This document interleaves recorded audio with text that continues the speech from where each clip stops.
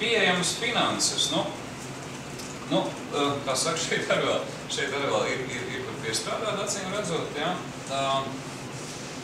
Faktiski, finanšu pieejamība, tas ir tāds asinsrites jautājums, un šeit ir jāsaprot, un šeit jābūt kaut kādam zināmam balansam. Ja ir privātais sektors gatavs, kreditēt mazos, pavisam mazos, tā ir viena situācija. Ja nav gatavs, tad atkal jāskatās, ka valsts nevar ko līdzēt.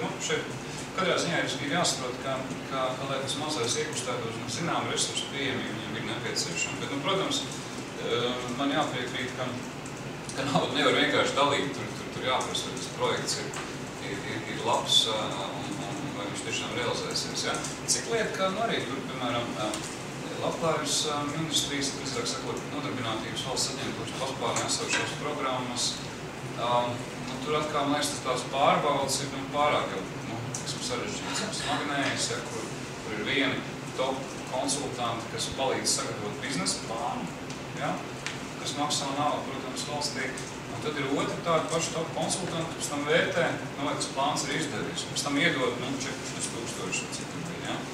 Atkal pārāk smagnējas tā lieta. Tā kā šeit, zināms, ir virzība ļoti laba, bet arī šeit vēl zinām attīstība iespējams.